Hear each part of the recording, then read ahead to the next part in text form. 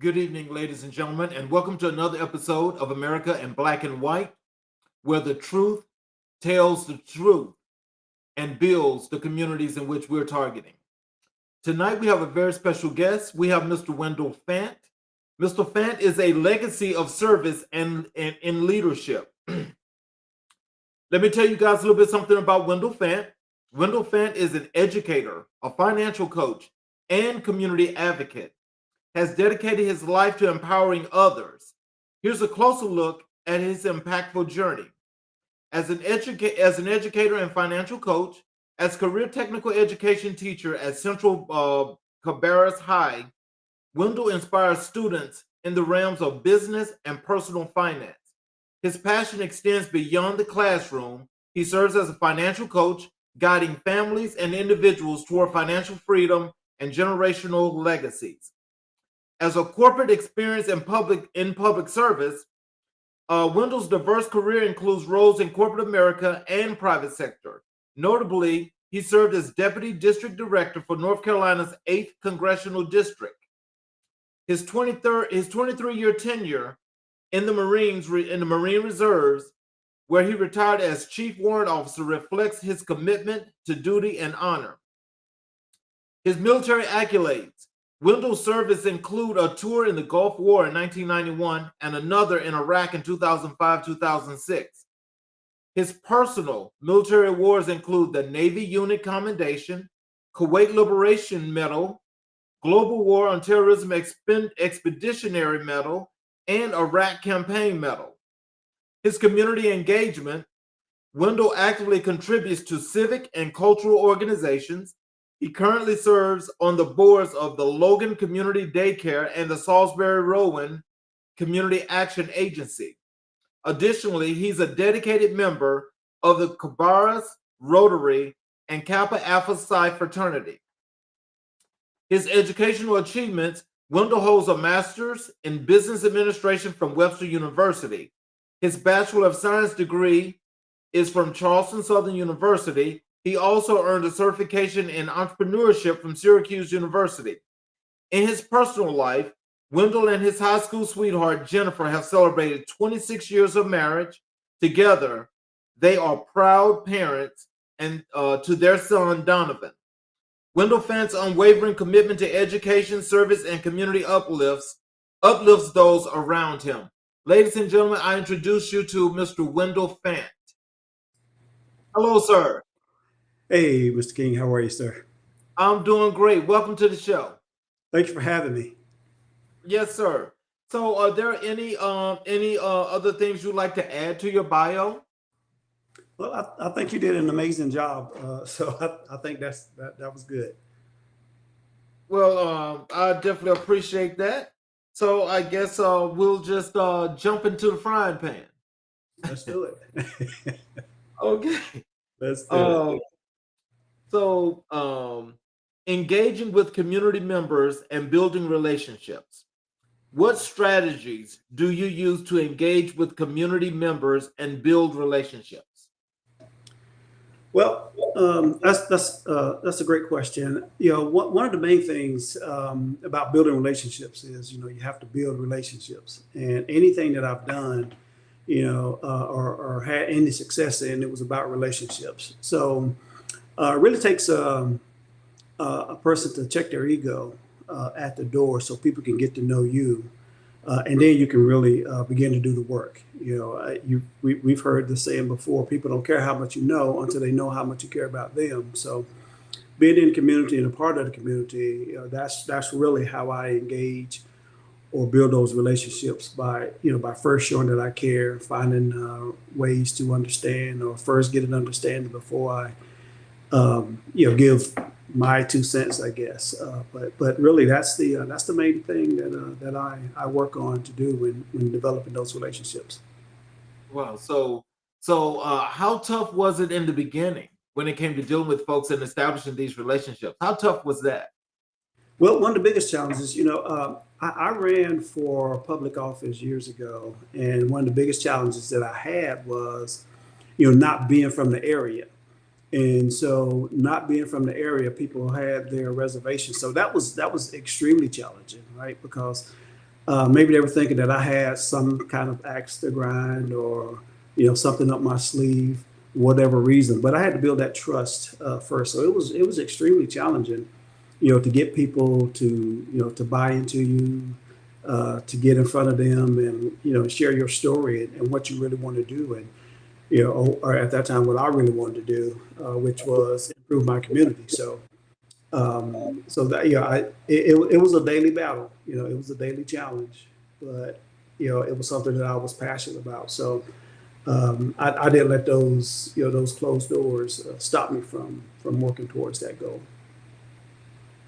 Okay, so when we talk about successful project leadership, could you describe a successful project you've led in the past that involved working with multiple stakeholders? Well, sure. I guess one of the biggest ones I did, when I served the second time, my second tour in the Marine Corps. So, there are a lot of stakeholders there. It to me, that was, stakeholder for the United States, stakeholder for the men and women that I served, and, even for the country that we were in, fighting for a bigger cause, so that, I know that it gives me pleasure for my son to be able to, go about his business and, and achieve his goals. So I saw it as an opportunity for us to, maybe do the same for someone else, in another country. So I think that's probably certainly one of the biggest that I can think of, that I participated in. Wow. Well, I'll tell you, something that we do have in common is I am a Navy veteran. Okay. Okay. And so, so I understand those interactions with the Marine Corps. Yeah. So tell me, We appreciate the ride. what has the Marine Corps instilled in you as far as discipline and structure that people need to understand how you take that to the everyday world? Yeah. So, it's a life that even when, I retired back in 2010, so 14 years later, I still hold those values that, if the appointed place of time is 5 o'clock, it's not 5:01, it's 5 o'clock. And, the discipline that we learn, because, dealing, as you know, dealing in the military, some lives may be at stake, if you're not doing what you're supposed to do, if you're not disciplined enough, if you're not committed, certainly there are lives at stake. It may be a little bit extreme, but as an educator, I hold my students to those same standards. It's class on time. That bell rings, you need to be here. I can't teach you if you're out of class. And so, and holding their feet to the fire, and and I participate in that as well. If I'm requiring you to be here, I'm here. When it's time to submit your work, if it's due at 12 o'clock, it's 12 o'clock, not 12:01. They hate it now, but later on they will. I'm sure they'll appreciate it at that point in time. But it's just not a thing that I waver on when it comes to being on time and submitting your best. Being your best, being disciplined and committed to achieve a common goal. So when you mentioned commitment and accountability, Mhm. so let's say in dealing with your students, what kind of pushback do you get for that? Well, there's no pushback until they're late. There's no pushback, but I hold them accountable, and I'm fair. There is some pushback, but once they see that I'm fair, and regardless of who, I don't have any favorites in the class, but once they see that I'm going to be consistent across the board, that pushback turns into buy-in. And when those assignments are due, because I have a high level of expectations for them, and if as we're just getting started with this school year, and I'm sharing with them now that no one rises to low expectations. And so I'm going to hold you high, have some high expectations for you. And if I don't push them, I don't know who will. I know their parents may push them, other teachers may push them, but I'm working on achieving excellence with these students, because when they leave those doors for the last time, I don't only want them to get a good grade, but I also want them to be prepared for the real world. Mhm. Wow. Yeah. So when we talk about ensuring inclusivity, Mhm. um, how do you ensure that all voices are heard when engaging with a diverse group of people? Well, first, I believe, find out who that audience is and, just do more listening than you are talking.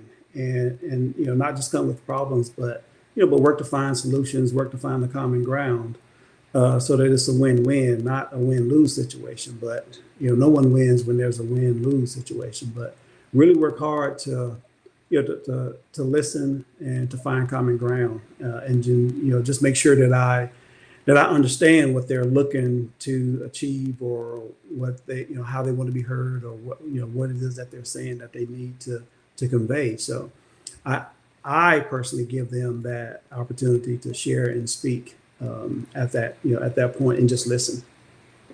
Okay. So when we talk about principles of community development, can you Mhm. explain your understanding of the principles of community development and how they apply to your work? Yeah, sure. So in the financial aspect, I'll start there. Development, may not be a structure, but my community development, it goes with the financial side. So in order for an individual to to start benefiting from being in the market, or building their wealth, I just think that it's extremely important that first that we educate them. Next, knowing that their information is going to be confidential because a lot of people don't want you to know their business. But as an advisor, I'm just there to help, right? And the more information that I get, the more I can help them. But we have to establish trust and knowing that their interest is my best interest. So their best interest is I got their best interest at heart whenever I sit down with the family or individuals and taking that long term, helping them understand and create legacies that can outlive them. And that's really the goal, is to be able to build legacies, where your generation to come will benefit from those things. When it comes to education, again, I just want to be able to provide for those students a service that goes well beyond getting a grade. I tell them that I would have to go back and look at my high school transcript to know what kind of grades I got. I know about what I did, but I know what had the biggest impact on my life. It was the coaches, and those two teachers that really showed me that they cared. It wasn't just about a grade, but they really actually showed me that they cared and they wanted me to succeed. That those are the things that I remember, and those are the things that I really want to get the community's buy-in when I'm participating in those aspects. Oh, wow. Yeah. So we're going to talk about some programs for underserved communities. What Mhm. experience do you have with developing and implementing programs for underserved communities? Yeah. So with the Salisbury Rowing Community Action Agency, that's what we do, and just work to to give working families a shot, provide the daycare for them, and have programs where they can come and learn, maybe even get a GED, to help them get a hand up, and just letting the community know that those services are available and what's out there for them. It's oftentimes we don't always individuals don't always have the resources, but we're out there making sure that they know about Salisbury Rowing Community Action Agency, and that's what we do with the Logan Community Daycare. I mean it serves the community extremely well, providing daycare services for not just that community, but outside of that community as well. It's a great place to send your kids to grow and learn. Oh, wow.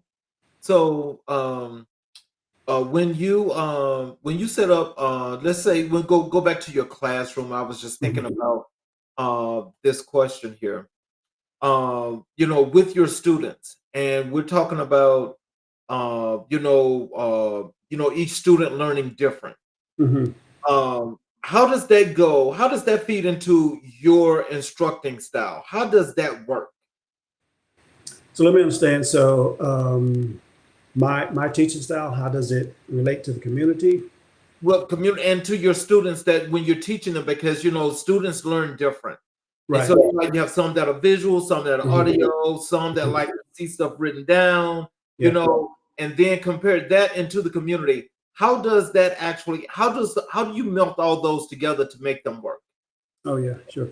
So that community just kind of got bigger, right? With COVID, kind of showed us that we don't have to go into an office, So you're now competing against the world, right? So it used to be, maybe your neighborhood, maybe your city, maybe your town, county, and state, but now it shows something different, and so everybody learns differently. But the same information or maybe the same goal is they're trying to achieve that same goal, and I tell them, I want you to be successful. If I got 25 students, everybody's idea of success is going to be different. So recognizing and understanding and developing and building those relationships to find out, hey, what type of learner are you, right? And, most kids are in the beginning extremely shy and hesitant to speak up and speak out. But, affirming that, hey, my sole goal is, I'm here to serve you, right? And in order for us to get better, we need some feedback. If you don't provide anything, I can't give you any feedback. Sometimes it hurt, but that's the only way that we can grow is to be honest with each other and provide some solid feedback. And when it comes to understanding their individual learning styles, it's really about just getting in and talking with the kids. And once you see that little crack that you got that in, and then that's where the learning really takes place, because you can really share and pour into them at that time. Once they have once they start to buy into what you're trying to do or working to do, then it's a lot easier. But just figuring out who they are, and appreciating their backgrounds and where they came from, and not thinking that I'm better than any of them or any one subgroup is better than another group. We're all working to achieve our goals. And so when you relate that to the community, is it's about networking them into potential job, because not everyone's going to go straight to college after high school. So I'm going to go straight into the workforce. So making those connections and to those companies that will hire these young men and women right after high school. So finding out, I'll use Pepsi. I'm not I'm not promoting Pepsi or anything like that, but we'll just use them because they're down the road from us. Finding out what Pepsi needs or the city of Harrisburg needs, out of a freshly hired individual, and really just educating that individual about what the requirements are to go and be successful at those companies, regardless of what company it is, but going to those companies and finding out, what would be your ideal candidate, and really directing those students that have no plans to go to college, directing them there. And the ones that do have aspirations to go to college, making sure that they don't just pick a college because of the name, but they're, helping them understand that you pick a college that's going to fit you, right? Because not everyone that goes to Duke may be successful, right? Right. And they may hate it. It just may not be a good fit. It's a great institution, but it may not be a great fit. So I really encourage them, to take a deeper dive, not just on the surface and not just the name, but actually have conversations with with the people that are making decisions based on if you're going to get there or not. Talk with some students to see what if that is a good place for you, if that's a good environment, because everybody can thrive in the right environment. And so it's up to us, I think, as I believe, as educators, to help them navigate that. And I don't tell them anything contrary to their parents, but I'm just giving feedback. I'm like, hey, this is your parents' word is first. Mine is second. You can just layer this on and share with them what we've talked about, and see if it makes sense to you and your parents. Oh wow.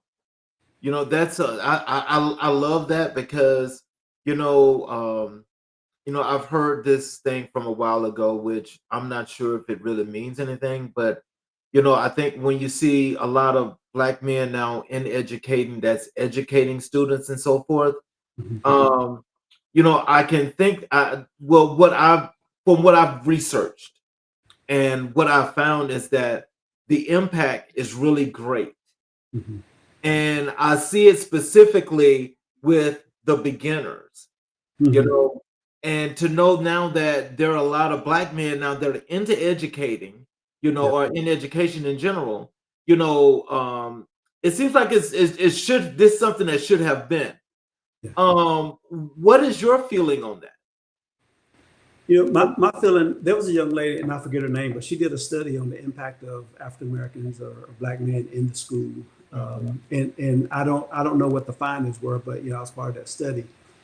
But it's extremely important because a lot of those schools, we have a high percentage of the student body, and I just believe they just need to see us, throughout their day, and us being able to to model what they can aspire to. Now, not every young African American male grows up in a tough home environment. That's just something that's just portrayed, but certainly not true. But for those that may have, and that's any student, but that's for those that may have a challenging home life, and the future may not look great. Me going in and modeling what I expect out of them, gives them a different perspective. I go to school in a suit. I wear a tie. It's always dress up. It's always professional, so that they can see something different, right? And again, modeling what I expect from them. Then that's where the buy-in really takes place, when they see that, hey, I'm asking you, to be not change who you are, but present yourself in a way that people will come to you and want to know who you are, right? And not, go across the street and just to get down the road to get away from you. Because we know how that goes. You can be the greatest person in the world, but your look may turn some people off. And again, I encourage them, don't change who you are, but just be a little bit more approachable. And then I model that. When I'm telling them to do that, I'm doing the same thing. And I think this year at Central we have, and in fact I was counting the other day, and I still don't think I have the number right, but we have, I think, 10 black men in that school now. And I don't think it was even half of that last year. All of them solid brothers. All of them want to make sure that those kids are educated when they walk out of those doors for the last time. That they're ready for the world and they're prepared for what comes at them. We're in all different departments. I teach CTE, it's career technical and education.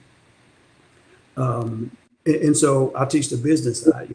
I'm educating them on business. We do financial planning, business management, Adobe, all those things. And so, I want to make sure that they're prepared.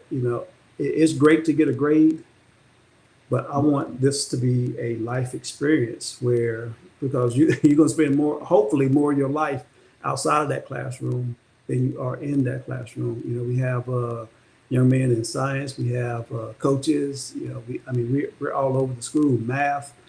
And so we're able to touch a lot of students, and a lot of young black men can see that we're in different areas, and see those men, providing and educating, a group of students and what they could, potentially hope to achieve at some time.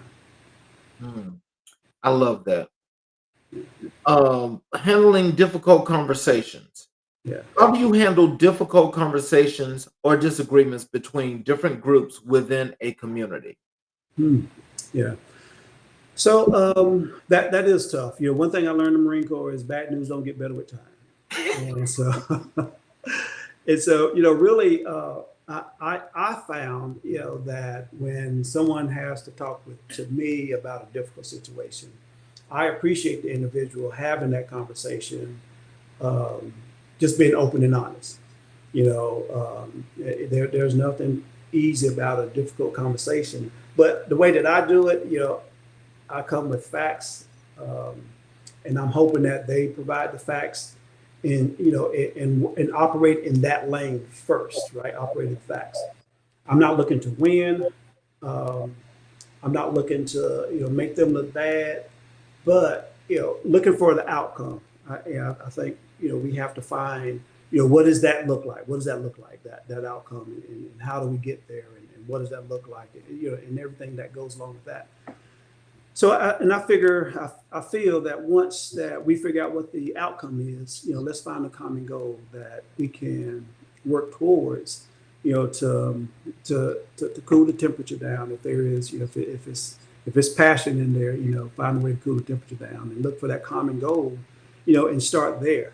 You look at everyone, no matter which side of the spectrum that they're on, that they can find some common ground somewhere, right? They can find it somewhere, just like you and I, right?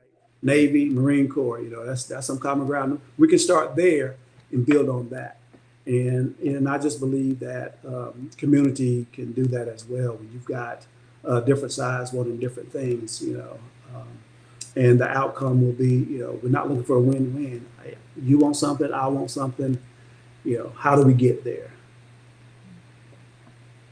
Um, can you describe a time when you had to manage competing interests from different stakeholders? Hmm. Competing interests, different stakeholders. Well, I would say as a congressional staffer, you serve everybody, and you know that there are two sides of the political spectrum. So, the congressman may vote on something that one of the sides may just hate, right? And so, a congressman serves the district, not one individual party, even though it sometimes seems like that. But the staffers really work hard to provide that neutral ground and understand that or educate those constituents that everything may not go your way. Some of the data that comes back, some of the constituents may not have that information, and the best thing to do was to vote the opposite of what they were thinking. But again, it's just like an educated client. I think an educated constituent would help, ease that conversation or make that conversation, an easier pill to swallow. And so I just believe when you educate an individual about a thing that they may not know, and then you build from that. They may still not like it, but I think that would probably go to, well, asking the question, well, why don't you like it? What's bad about this? And if you take that list and look at it, if it's more good than bad, and if we're being honest, we gotta at that point make a decision that, hey, this is going to help the most people. Unfortunately, you got some that it won't benefit, but it's gonna benefit a lot of people. So, but as far as like from the congressional standpoint that you just gave us an example of, can you tell Mhm. what was that experience like when being a staffer, for a particular district, a congressional district? What was that experience like for you? Yeah, that was an amazing experience. That was an amazing experience. So, and it was President Obama's first term. It was this congressman's first term. So there was excitement already in the air. And I would go and visit schools. I'll go and visit different communities. I go and and visit you name it. We were all over the district. And so it was refreshing to be able to to know the work that you're doing, that you're helping people, right? And again, everybody wasn't happy or satisfied, but to know that my mission from the congressman was to help the constituents. It doesn't matter if they're red or blue, we're out there to help, and so that's the goal of the staffers. And I would have to say 100% of the staffers that I met on both sides, that was their goal. The congressmen and the senators, they're out there doing their thing. But, you had those staffers out there really working hard to provide services for the constituents. Um, what strategies do you use to identify and address the needs of a particular community? Well, again, I think you just have to. Well, I have to listen and see what those concerns are, and if I can help, I help. If I can't, I'll let them know. Hey, you know what? This is not my area, so let's see if we can find the appropriate resources that can assist you. And I just believe that when you give people the honest truth that you can and you can't help them, you can't help everybody, right? But there are some organizations that can. And so really networking and talking to different organizations, different groups, and then just networking those individuals together so that they get the appropriate resources to be able to help that individual as best that they can. And so just being honest again about, about what you can and what you can't do. Now, our congressman said, don't tell anybody no, right? We'll figure it out, and that's the way that we figured it out, so, and it happened, several times, live that, there was a situation that we weren't able to handle, but it just so happened that a state official was there and we pulled them in the room, and had we not had that relationship, we might not have been able to get that individual the help that they needed from the appropriate organization that was, that could provide them the help. So that's what he meant by, don't tell anybody no. We figure it out and get them to the right individuals, which I believe is an appropriate thing to do. When you're dealing with people's livelihoods and lives, they're looking for help. And so that's what we wanted to provide. How do you stay informed about current trends and developments in the field of community development? Newsletters, is really the best way to go. And talking to individuals is really the best way to go. Look at data, facts, and facts tell and stories sell.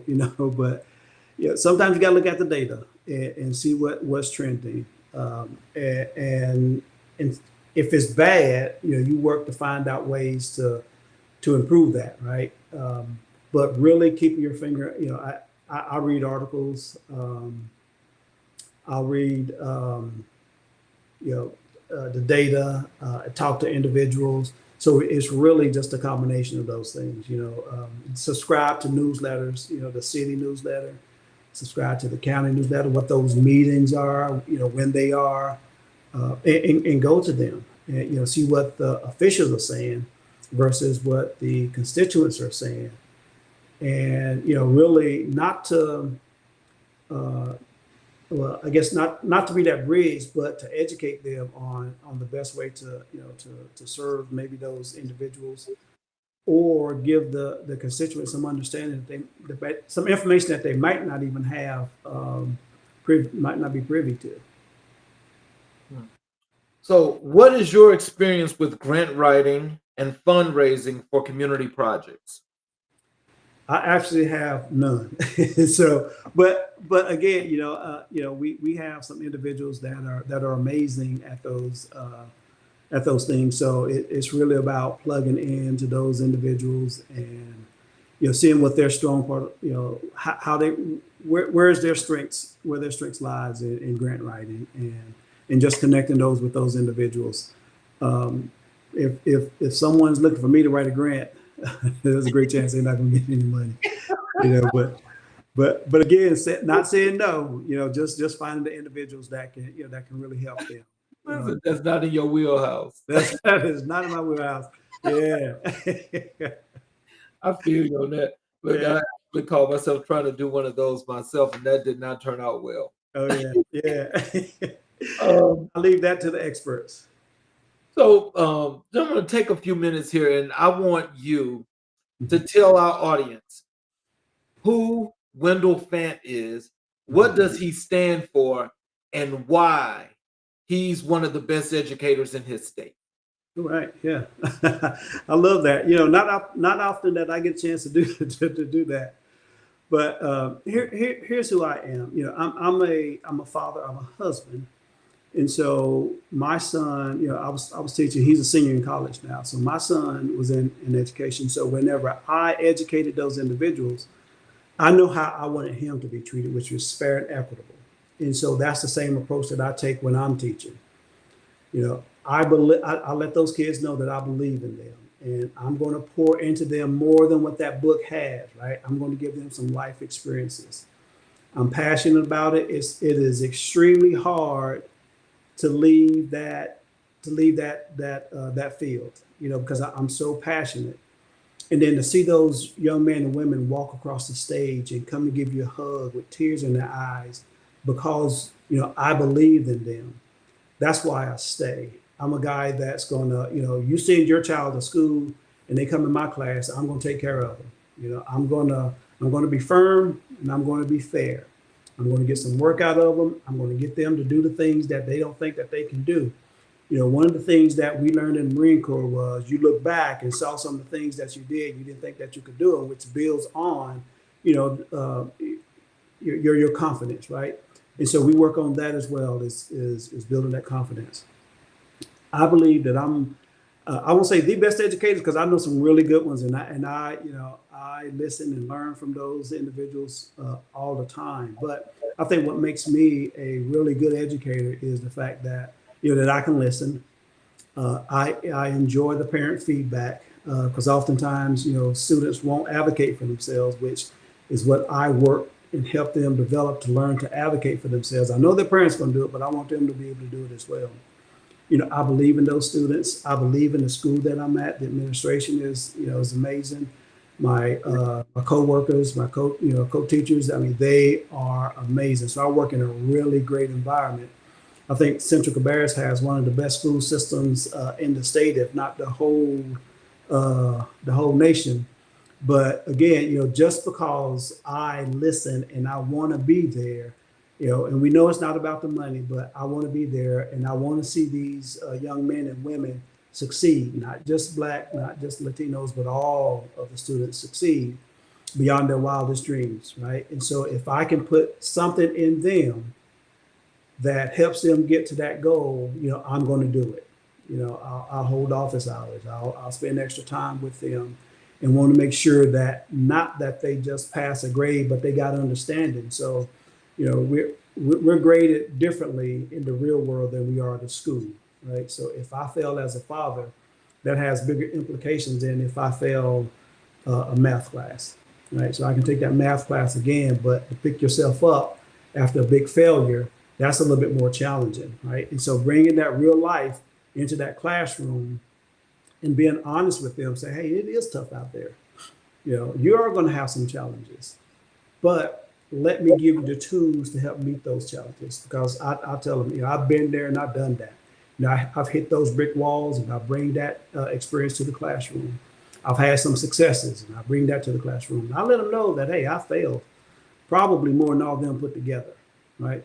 But I didn't quit and I don't want them to quit. My goal is to help them to be successful and find the success that they're looking to have in their lives, in their family lives, in their community, as they become, you know, leaders of organizations and companies and industries. So, you know, that's really, I think, what separates me from other students. You know, holding them accountable and allowing them to hold me accountable. If I fall short, you know, I'm okay with you, you know, with you telling me that, right? Because again, that's how we grow. That's how all of us grow. When there's a presentation due, it might hurt, but I'm not trying to hurt you, right? My goal is to get you better, and you know, so that when it really counts, right? When you're in front of that CEO and you got to present, or you get your opportunity to present, you know, they could come at a moment's notice, but when you get that opportunity, you're prepared.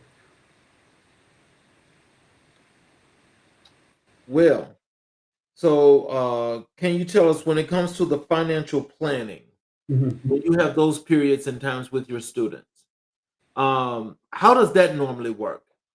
What are some of the main questions that they ask you about financial planning? Yeah, the first question every kid wants to know, every student wants to know is, how do I establish credit? So that is the first question every single time. You know, how do I establish credit? And so I'm not saying that credit is bad. There is certainly a place for it, but well, I believe that that is not the first question that they should ask, right? I believe in showing them and educating them how money works. That's the first step, right?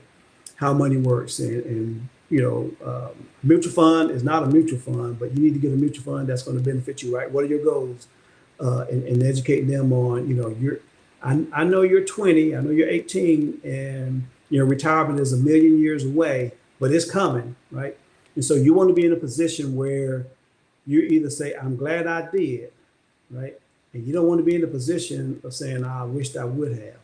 And so the first step that I do or I talk with them is about how money works. And there are a lot of misconceptions when it comes to, to our younger population about how money works. I started my son out early, at 15, he was investing. Now he didn't have a full understanding, but it came, and now, he has better understanding, and, he's on top of it, and he looks for his own stock and investments now. And so just bringing them up, a little bit by little bit, and encouraging them not just to talk about it, but to actually, put it into place. And as a teacher, I can't, I can't represent them, so I will, say, hey, these are some outlets that you can use where they can have a conversation with you and get started. So now they know when they go to that individual, there are questions that they can ask, right? And so, the first step again is understanding that how money works. I tell them, this is what I do. This is what I do. God first, then us, right?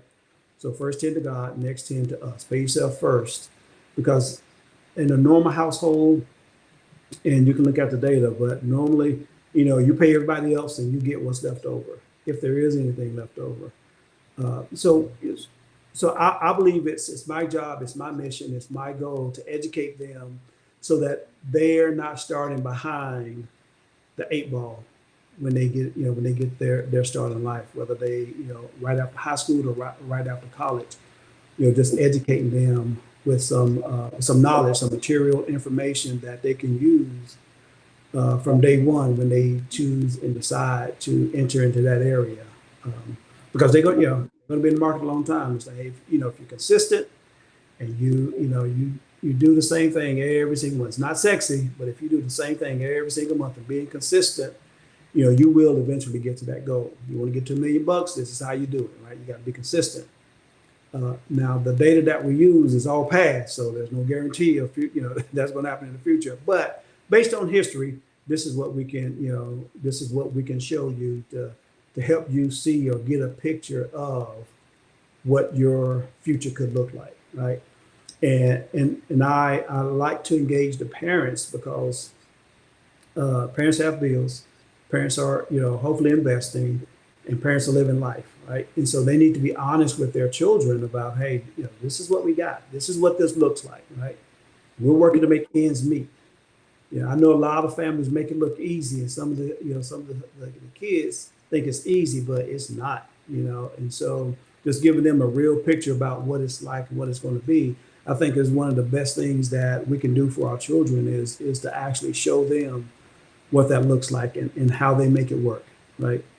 And I just believe that if we do that, work again together and in tandem, with their parents, that we got some kids that will be extremely successful.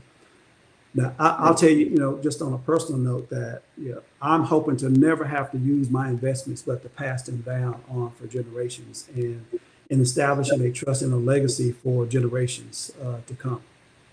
Mm. That I think generational wealth is so large and so enormous, in the African American community, because Mhm. we know from beginnings to now, and having to start so many years behind. But Yeah. catching up is, it may be a hard thing, but it's also a good thing once you get to rolling. And so my thing is, when as you mentioned that, because sometimes I think, we have to have a lot of workshops, Yeah. especially for the underserved community, Mhm. and just start showing people, how to make money work. I mean, is that some of the things that you do? Absolutely, yeah. That's exactly what I do. So I do it for my church. I do it for individuals. You know, and probably need to do a little bit more. The seminars where I can, have a bigger reach or possible bigger reach. Normally those companies that I represent, they'll have them. And now, I'll fan those out to some potential clients and some clients so that they can always stay educated and become educated. But you're absolutely right. We have to get that information out there, and one of the best ways to do it, is having those workshops because you can have a bigger reach. Everything is probably a little bit more broad, but on the one-on-one basis, because everybody's going to have some. Every person may have a different need, but certainly is having those workshops, getting that information out there, which is what I love to do. I tell my clients we're going to build net worth, right? Because anybody can go out and make some money. Right. I'm going to show you how to build your net worth, right? That's going to come with you reducing your debt and increasing your investments. I tell them every dollar that you put into the market is like an employee you got, right? Now, sometimes we come to work a little sick and the market may not, it may not pan out our way that day. But if we look at us, if we look at our lives, one day does not make us. And I tell them one day does not make or break the market. So it's in it long term. The market does this, but it also does this at the same time. So it goes up, and you just have to be patient. You have to educate yourself, and you just got to be consistent on what it is that you say you want, but just being consistent and knowing that and trust the process that it's going to work. But absolutely, I mean, you're spot on. About getting that information out there and sharing with as many people as many times as it takes. Sometimes it takes 2 or 3 times to get that information across, or maybe I'm not saying it the correct way, and I may bring somebody else in. So and I may not be the one that can deliver that message, but now they have some sort of foundation, and if I'm not working for them, they can go somewhere else and at least have some questions to ask and find the right and perfect fit for them, and that's going to help them. Which I think us as advisors have to be that way too. You can't have everybody. You're not going to be able to serve everybody, but and sometimes you're going to have to serve them by introducing them to somebody else that may help them more than you can, right? Because they can receive it. Ultimately, I want them to receive it. I want them to protect their income. I want them to reduce that debt, and I want them to build their net worth. I tell my students, don't go to work for $20 an hour. Go to work for the company, because if you go to work for the company, you're going to get something different. If you go to work for $20 an hour, that's exactly what you're going to get, right? And have an entrepreneurial or an entrepreneurial mindset that you're going in there, you're going to make that company the best, right? And people are going to start to notice you. Not everybody's cut out to be an entrepreneur, but you want to go in and you want to make people notice you and watch you and see what you're doing. And so the opportunities come to you. You don't have to go to them, and they'll see what type of worker you are and what value you bring to the table. And at the same time, as you're doing that, when you get those promotions, it helps you out as well, because you're able to invest more. You're able to to increase that 401k, to increase the IRA as well. So I got just one more follow up to this topic though. Like, Mhm. do you think it's a good idea, to let's say in when you're having one of these workshops that you teach people to learn how to do a mock portfolio? So if they're gonna pick different things, if they're tracking them and so forth, put them in like a little portfolio and follow them every day and decide how things work and keep a track of that. Do you think that's a good idea? I think it's an amazing idea in theory, right? So it's a great idea. So it gives them an idea, when it's not their money, so they can be as risky as they want. But the goal is to get them to see how that money's working, right? When you put money here, well, I put it over here in the bank, and it didn't do as well as when I had it over here in this particular fund, right? Mhm. And so explaining to them why is that, right? So putting money into the bank. won't even keep up with inflation. So you got to make sure that the money you put there is not the money that you're banking on for retirement, right? Because it's not even keeping up with inflation. Inflation is somewhere around 3%, and that bank is not paying anywhere close to that. So educating them on that. But when you and I do my students like with this, I play this game with them, and we do it over and over and over, and I give them the one rule, um, don't buy one stock, right? Don't buy just one stock because you'll never win, right? If you buy just one, you just won't win, in the short amount of time that we've got. So go out there and explore and learn and grow and look at these stocks, look at these mutual funds, and just have at it, right? And so once they begin to build a confidence, or see how the market is working in that particular um, exercise, and now it's time to. A lot of people think they're aggressive until the market takes a little dip, but seeing how the market works in over time, right? You got to be in it for the long haul, but those simulations really work um, if they really work if that's a big if they put it into practice, right? And it's going to be a little different with your real money than simulated money. Right. They may be a little bit more conservative, but once you educate them on that process, it's a different ball game at that point in time. And some get it and just go with it. Some may take a little bit longer, but it's I just believe, because again, I think this is a calling, this is a passion. I just think and believe that once you educate them, they'll be able to to move that needle forward when it comes to investing, right? And me as an advisor, that's part of my job. That's why they hire me, is to go out and and educate them and find the best fund managers, and make sure that it's what they're looking to achieve, because everybody don't need an aggressive fund. Some people are nearing retirement, so they need those dollars to be there. So making sure that we have the right mix, and even getting started, right? So there's no reason for a 20-year-old to be in the money market fund, right? Because it's you got time on your side, and so you can be a little bit more aggressive. You can afford those ups and downs in the market, but again, long term, you got some long term, and you want those opportunities to grow your dollars. So, how do you approach creating an inclusive environment for all participants in a community program? How do I approach that? Great question. Again, if well, obviously there may be an agenda. This is the end goal. Right? This is what we're looking to accomplish. And here's how we do it. I found that if I'm, I found that this is one of the best ways to do it. Right? We take 3 steps, turn left, take 4 more steps, and turn right. Right? I found that's the best way that we can do it.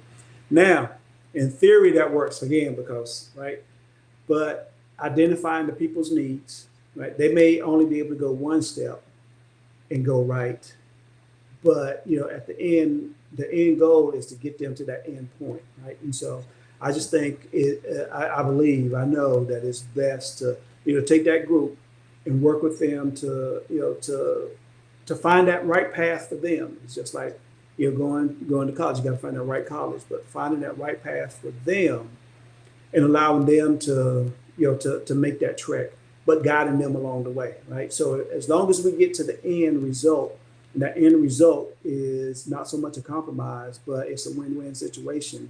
Bringing those communities together will better the community. In the end, right? If the goal is to get this community where everybody got street lights on the corners, and the community is lit up and crime is down, that's just an example. But that if that's the end goal, it doesn't matter how we get there, as long as we get there and we take that input from everybody. And I think that we have to appreciate everybody's or every person's or every group in that community. I just think we have to appreciate what they think, what they feel, because if we're being honest, I do worry about when my son leaves the house. hoping that he comes back. Yes. Right. So everybody has something different that they worry about. Mhm. And I would love to be able to see the day where I don't have to tell him that every time he leaves the house. You know, things are out there, things can happen, but just keep your head about you. So, at the end of the day, I want him to come back home. At the end of the day, I want those communities to flourish. Mhm.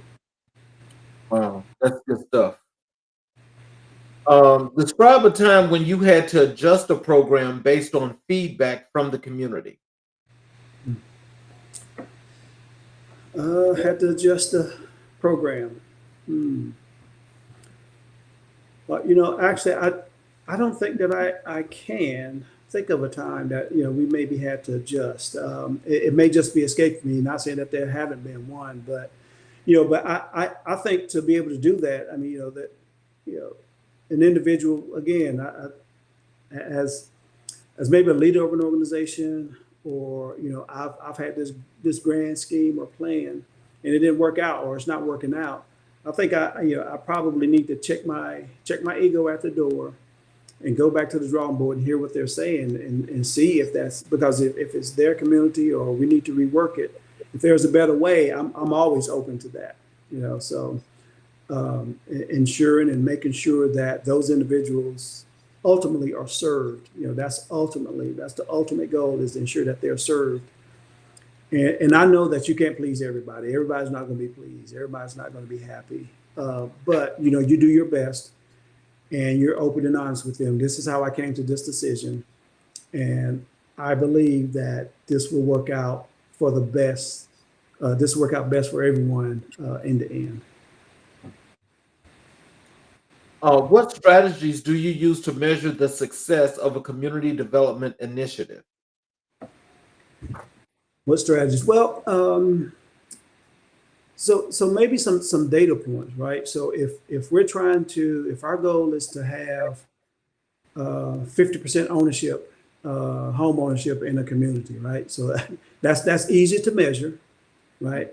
If you got 100 houses and only 30 of them own it, or has a mortgage, you got to get to 20. Well, how do you get those? Then the question becomes, how do you get those additional 20 to home ownership? And so that, different programs, different educational seminars or workshops that you're going to have to do to get them prepared and ready for it, right? So, when I talk to my kids, let me let me say this. All right. So when I talk to my students, I say, all right, so there are broke folk out there, but we're talking about the mindset, right? So first, we've got to change that mindset. A lot of people don't think that they can ever own a house, right? Yeah. But if you look at it, what they're paying in rent may sometimes be more than that mortgage, right? Oh. So educating them, I always go back and say, however, let's look at the numbers. What will the numbers tell us, right? And so if you can own this house, now you're able to to build some wealth. Now you're able to to say that this is yours, right? I think that's one of the things that we call the American dream is the house. And so now you're able to do that. That build confidence, and they saw John over here do it, and now little Aloysius know that he can do it, right? Because he saw, and they hang out together, right? And this is how I did it. And so we build confidence in the community, and helping individuals that can actually get to home ownership. So then at that point in time, it's just a matter of working the process and doing that process. Now, just getting them to understand. Sometimes it may take a month. Some it may take 6. Some it may take 2. Right? But establish a plan. Everybody's plan is going to be a little different, but establish those plans, and help them get there. Right? So ultimately, get back to your question. How do we measure that? Again, it's finding those data points where you can measure maybe by a number, which is the easiest way. If we're trying to get a certain number of lights in our neighborhood, how do we do it, right? And then we should be here at this step, we should be here by this step, and then finally we should have all of our numbers.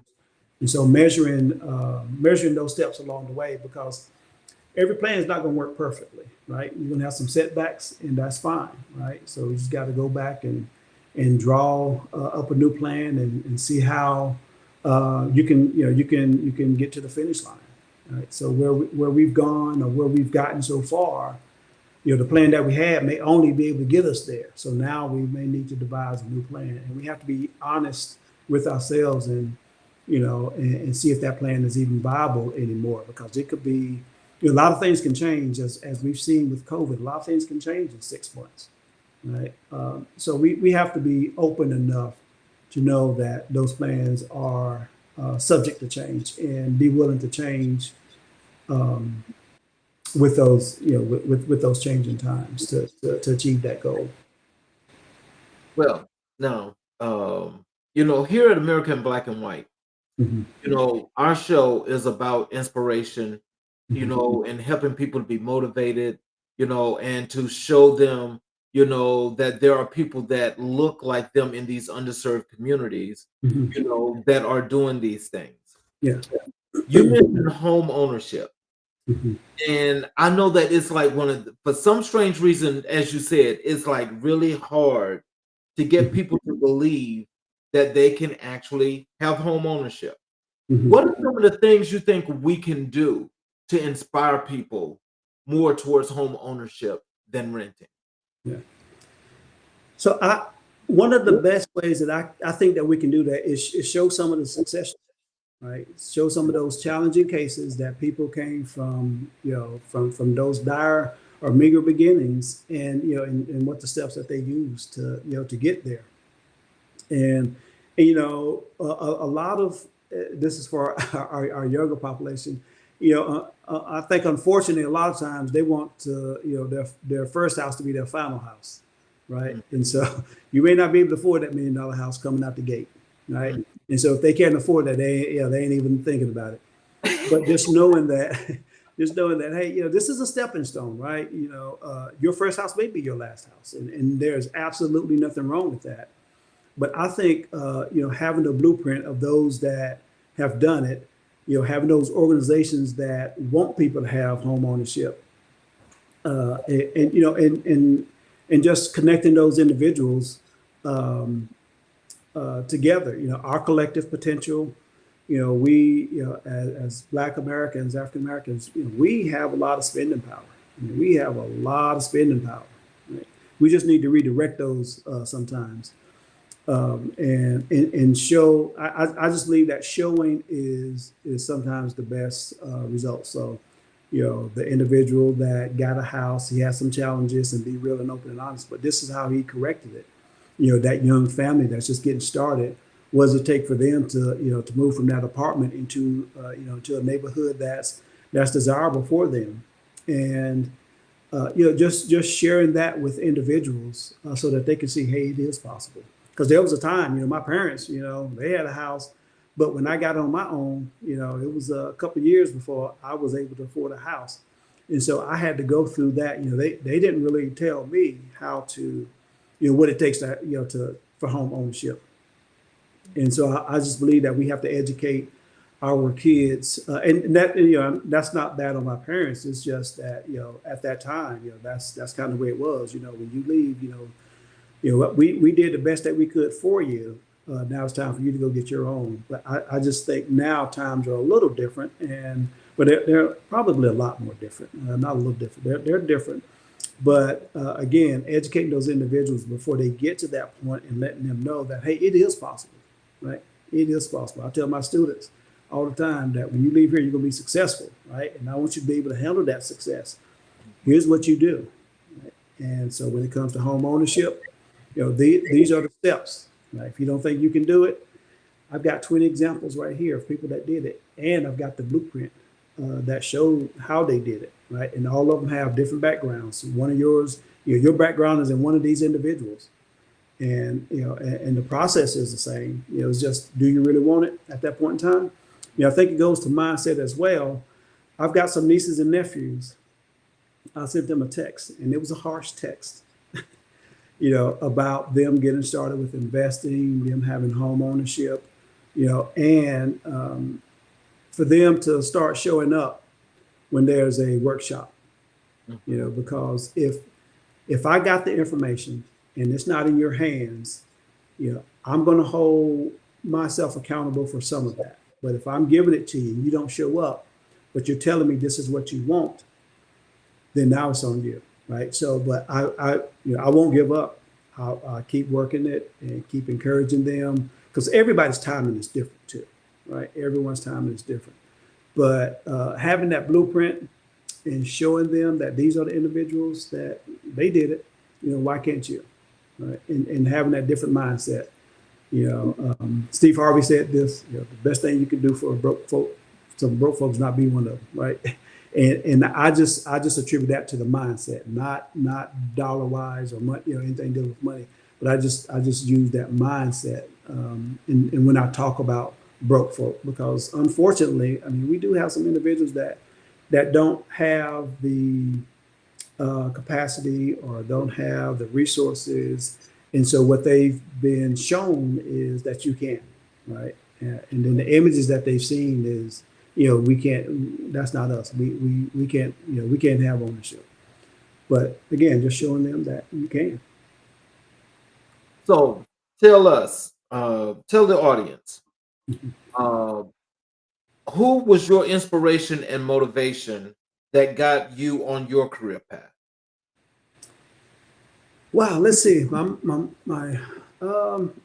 There's so many. So, I got some teachers. Let me start there. Certainly my parents, my parents encouraged me. They gave me some tough love. They gave me some love I didn't want sometimes, but I saw my when my parents bought their house, I saw how proud my grandfather was of my father, you know. And so when I bought my first house, I saw how proud my dad was of me. So my dad has always been, and I'm fortunate enough to still have my parents, but my dad has always been my biggest hero. My mom has always been my biggest hero. Even in those tough love moments, they never gave up. Man, because they tell me I was a challenging young man, right? I had a fourth grade teacher, Miss Smith. Oh gosh, Miss Smith was amazing. We no longer have her, but she was amazing. She just did not give up on me. She loved me. She encouraged me, and she was not going to fail me because she didn't want to have me again in her classroom. So Miss Smith was amazing. I've had some high school coaches. My track coach was an amazing individual. He really believed in me and showed me that I can have success. My basketball coach in high school, showed me love and encouraged me to do better, be better. And then when I got to college, I've had some professors, Professor Botkins, Carolyn Botkins, she shared personal stuff with me when I was going through a challenging time, that, hey, I went through the same thing. I'm like, what, you? So it allowed me to be open and honest with her, and she continued to encourage me. And so getting into corporate America, I've had some bad examples which showed me what I wouldn't want, because I remember how I felt in the Marine Corps early in my Marine Corps career. In college, there was a track meet, and we had reserve duty. We had a mobilization readiness test, which says that, hey, showing how ready or prepared we are for, if there was war to come up. And I remember that the leadership just could not make a decision. All they had to do was say, hey, Fant, counted for it, you're good to go, take off, right? And I just remember how frustrating that was for no one to make a decision. And so I learned from that and said, whenever I have an opportunity to lead, whenever I have an opportunity to serve, I'm going to make sure that no one felt the way that I felt. I've had some great corporate America experiences, that really pushed me and encouraged me to pursue, higher levels in the company. And then I saw some bad examples, people, unfortunately, that sometimes people see you as a threat because you may have more paper on the wall than they do. So I never want to put anyone in that position because I remember how I felt with that. My wife is an amazing woman. When I left for my second tour, my son was only 3, and so I found a wife I didn't know I had. Man, she was strong. She held it down and she kept encouraging me while I was over there. There were plenty of times that I was frustrated, but she held it down. Came back, and just fell in love all over again. My son is a hero of mine. I love that young man, for the challenges that he put me through, for the young man that he's becoming, and I just want to be the absolute best example for him. And I want him to know that, anything that he put his mind to, he can achieve. And I want him to see me doing that as well, right? And so whatever that is, one of the biggest challenges that we had to do was, as parents, we think that we know what's best for our kids, and oftentimes we're trying to live through them. So I had to check myself. He's got his own path, and we supported him in his path. And I think he's going to be an amazing sports commentator. That's what his passion is, communications, and so we had to pull back and what we thought he should be, and then allow him to flourish. So I want him to know that I always have his back. And then my family as a whole, I've got some amazing women and some amazing men that I look up to. Got some uncles that encouraged me. They allowed me when I was younger to just sit around and listen. I ain't really say anything, but I sit and listen, and they allowed me to sit there without telling me to get away. The women were always nurturing. I remember having an aunt that I was coming from a late night from Marines, and I was tired, and she had to work the next day. It was like 12 o'clock, right? And I had an hour to drive back to base, and she stayed on the phone with me, make sure that I got, and didn't even complain. I had one aunt, my Aunt Janie. That was my Aunt Jean. My Aunt Janie. She every time I come home, and I was broke, I didn't have no money, but she would always come when I was about to leave and slip me some money, So and that showed me that they just believed in me. They always encouraged me. And my grandmother, who is, I forget how old she is now, but an amazing woman. In her right, she's been called America's grandmother. She when I was the congressional staffer, she said I was a congressman. So she always, she's always been there for every milestone that I've had. Graduating high school, college. Graduating TBS from the Marine Corps, and boot camp. So I can go on and on about all the people that that encouraged me or pushed me along the way. That line I could probably talk for another couple of hours. Just with those individuals, but those are some of the ones that really encouraged me when I didn't feel that I could go on anymore to keep pursuing. I'll just do whatever, right? But they didn't let me. They knew that I had something in me, and they continued to encourage me, and I can never repay them back, for that. And just seeing individuals out there doing their thing, and encouraging me as they do their thing, and celebrate my successes, and I celebrate theirs, So just a whole host of people, So it's not me by myself. I know that there was a village that was praying for me, that had my best interests. My grandmother on my father's side, always encouraged me, to go out and keep going. She's no longer with us, but I think about her every day, every single day. And I'm fortunate, to have those memories too. Wow. Mm-hmm. So, did you have a mentor, or are you mentoring anyone at this point? Yeah, I've had several mentors. So when I've learned that whenever I went into a new space, is to look around, see what people are doing, and then find a mentor. I have one of the that's still a mentor of mine is a brother named Carl Flaming. He's an older Kappa, and just really took me under his wings, and There were some times, there were some battles, man, I'm gonna tell you. But the youth is wasted on the young, and he saw something in me at a time when I was young, and he just stayed with it.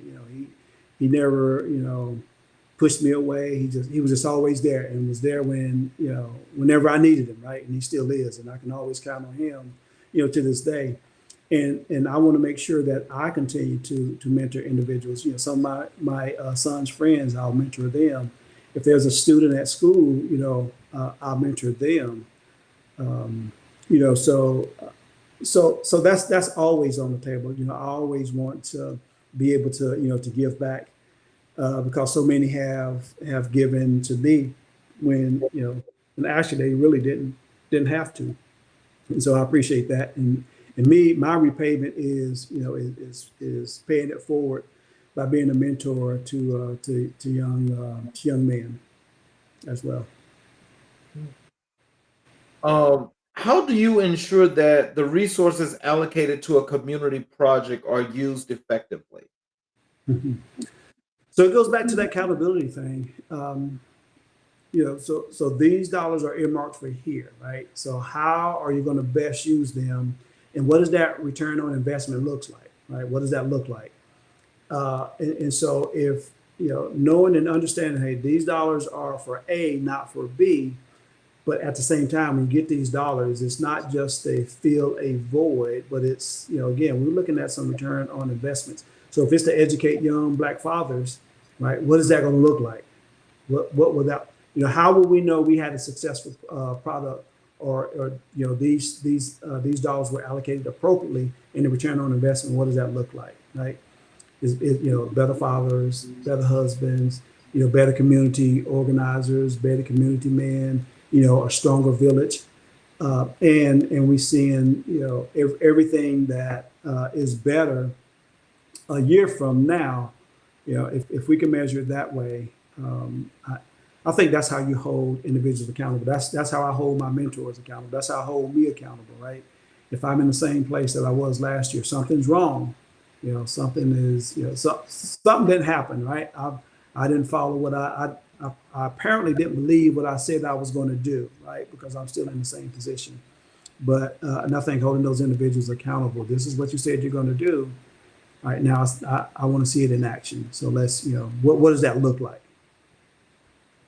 Hmm. What experience do you have with managing volunteers for a community project? Let's see. So I've learned, if you want to see what type of manager or leader you are, go through a volunteer organization, right? And because they don't have to be there, so you have to learn how to lead.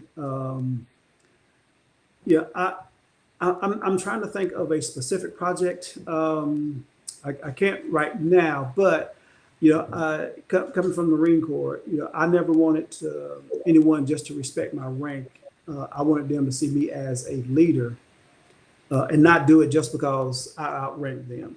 And it's really tough when you outrank one of your buddies, and you got to make them do the same thing that you're making the rest of the platoon do. And so that helps me to create an environment where it's fair and it's equitable, right? Because I don't want anybody ever to say that I'm not fair, and I'm not being equitable. So we got a job to do. At the end of the day, we got a job to do. And so that's what we're going to do. This is the plan. This is how we accomplish this plan. And if anyone has some ideas that they think that can be better, open, right? And so that's the approach that I would take. I've taken. Can't think of any specific at this time, but that's the approach that I would take. How do you handle conflicts between different organizations or individuals within a community? Mhm. The facts, man, we got to deal with facts. I know sometimes those feelings are in it, and I get it. Sometimes my feelings are in it. But at the end of the day, if we're looking at facts, right? If this is going to serve the community better, this is what we have to do, right? And those individuals that are conflicting, right? What's the goal at the end of the day? Oftentimes it's the same thing, but it's how do we get there, right? And so just again, we operate in facts, and and that's what we're going to do. That's how we're going to play this is just look at the facts. We sometimes have to take the feelings out of it, because when we're emotional, we make emotional decisions, which may not always be the best thing or the best decision. So just operating out of facts. You're absolutely correct about that, because when people get in their feelings, Yeah, oh yeah, my God, it's like, oh, my feelings are hurt, and they want to lash out and do everything wrong. that's right. That's And right. so now everything done went to you know what, That's and now right. it's like you got to go and say, oh, I got to fix this. Yeah, I yeah. want to get there. That is absolutely right. What would you do if a community member was not satisfied with the result of a project? Hmm. Well, have a conversation with them and ask them what would they do. How would they done it differently? What could we have done differently? Maybe it was the message. Maybe it's the way that we, so just get them involved in that process, because sometimes people will complain just to complain. But when you start asking for solutions, then sometimes that take the temperature down a little bit. Or sometimes they may have a great solution. Unfortunately, that project is over now, but hey, let's make sure that we take that in consideration, the next time that we have a project. And I want you at the table, because you have some great ideas, and we want to make sure that we capitalize on those ideas, and we want to make sure that the community benefit from those ideas. So getting them involved in that whole process. Sometimes we could be Monday morning quarterbacking, after a thing is done, and um, it's too late at that point in time, right? So that, which is easy, right? We can all do that. I do it all the time when we're watching sports. Man, they should have did this, right? Well, how do you know they didn't try to do that? The other team just maybe stopped them from doing it, So a number of things, but really just getting them involved in that process, getting some buy-in from them via their opinions and their thoughts, and what they would have done differently to make that happen. How do you ensure that the goals of a community project remain relevant over time? Mm. Oh wow, that's a great question. We were, I don't know if this is going to relate or not, but we were talking about term limits. Senators and representatives having term limits, and I say yes and no. I'm on that fence. I know I'm on that fence, because as they're established, they can bring more resources back to the community. But at some point in time, I still think that they may lose touch of what's really going on in the community, right? That you've been in a place for so long, you get accustomed to that environment. So the same thing, just having fresh ideas from individuals that's going to inherit that community. I know a lot of times that our um, chronologically gifted members of the community, sometimes don't want to pass that torch, and the community can suffer times, right? So to remain relevant, I just think that you have to include the ones that's going to inherit it, because they have some ideas, but getting to that table is tough, right? They got to sit at that kids' table for for years and years, and there's a rare occasion where they can overcome that, right, and become that individual that was able to break through, and now they're at that table. But I just think just getting buy-in from those that are going to inherit it. The school system is a great example of that. Everybody making decisions, right, but not a single youth or student has been consulted on what they need to succeed. And so I think it's a big injustice to not include those that it will affect. To not include them. I just think just getting them, those that will inherit it, just getting them at the table. That keeps you relevant. Describe a time when you had to collaborate with other professionals to support a community project. Uh, well, I don't know if it was mine, but but Habitat for Humanity is probably a great example. You got the community. At the end of the day, the goal is to build that house, right? And you bring your individual skills, you bring your individual talents. Now, at your job, you may be the top person, right? But while you're building that house, you may be the local person on the totem pole, Mhm. and and make sure that individual's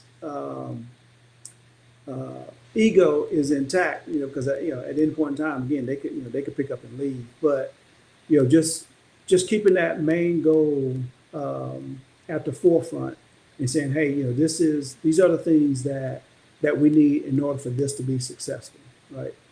And if both parties or all parties or whatever communities involved, if we believe that, right, maybe not so much of what we do to get there, but that we get there, right? So we could take some things from you. We may not take any things from this group, but we may take some.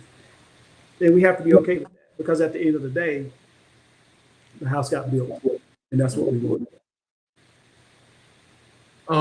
What strategies do you use to promote collaboration and cooperation among different stakeholders in a community? Yeah. Um, what strategies? Again, I operate in goals, right, and setting those goals and how we get there. So again, that's a strategy that we'll use. This is the common goal that we all have. Getting that input from everybody, and and delegating as well. So everybody's not trying to be a leader, but knowing how to delegate and where to put those individuals that they're going to be successful, they're going to have that buy-in, is really extremely important, because you know if I can't put a nail in the wall, that's serving nobody any good, right? It took me 5 times to get that nail in the wall, but that's not where I best served. I may need to be on cleanup, right? But finding those places where they can be successful, and just giving them you know the the ability to work and thrive in that particular setting or environment, and knowing that hey, it is a part, and it is a piece of the ultimate goal.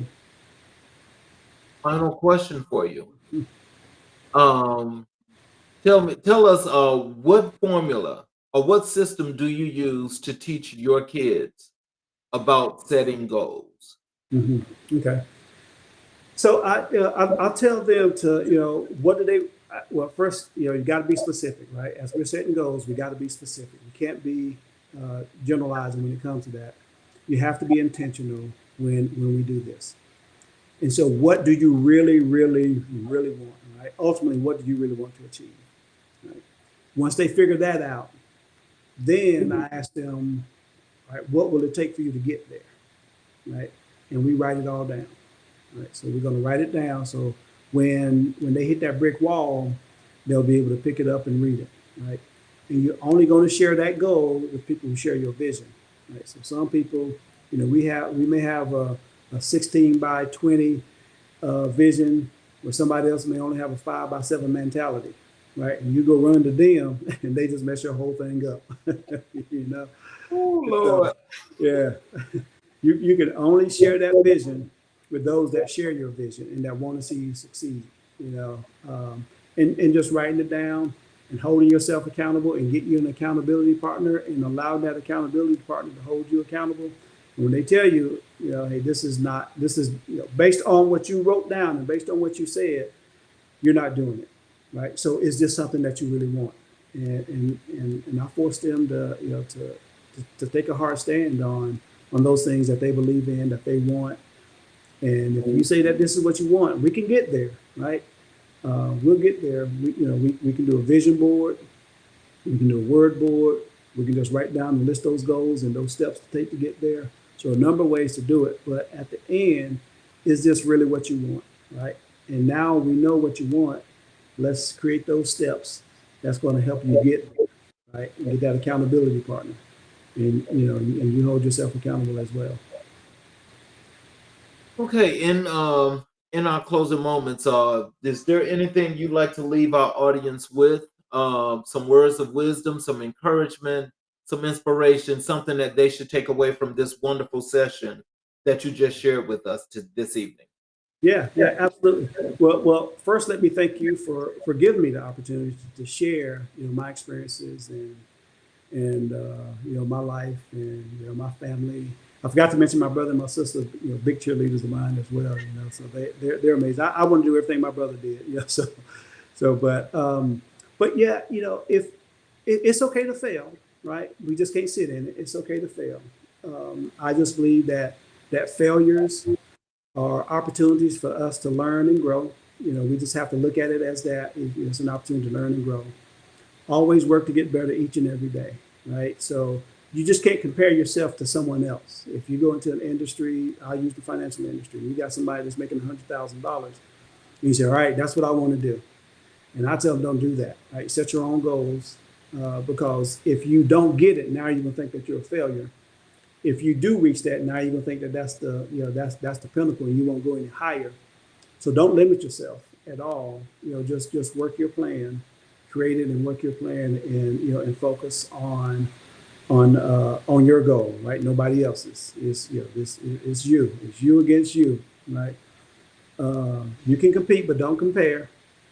And just really circle yourself around those individuals that's like-minded. But I mean, you want some forward-thinking individuals that's gonna be around you. You want some individuals that's gonna push you and make you uncomfortable, right? That, again, it's all about growth and growing and becoming better and moving that needle forward.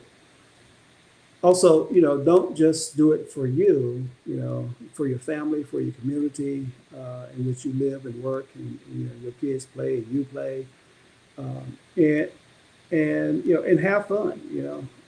Do things that's gonna bring joy to you. That's gonna bring some joy to others, and be good stewards of your community. Be good stewards of your time, your talents, and your treasures.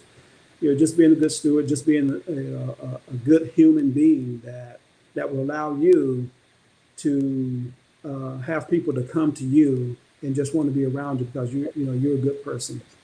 Doing that and those things, I believe that will make the world an awesome place to be. I won't have to worry about my son going out and coming back. By some craziness, because individuals are have some humanity about them. Just treat people right. Again, have fun. I know a lot of people like to go outside of the country, and we've done it too. But there are a lot of great places in America that we can go and explore and learn and grow and just have a good time. Have some downtime, because stress can take you out of here, right? Stress can take you out of here. Yeah, yeah.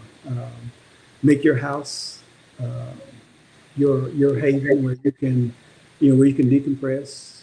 Someplace where you enjoy going, and you don't have to go on a vacation because your house is your castle. You made it that way, so you can enjoy just being there, just being in the moment of where you are and enjoying each moment. Because you and I, we can look back and say, man, where did the time go?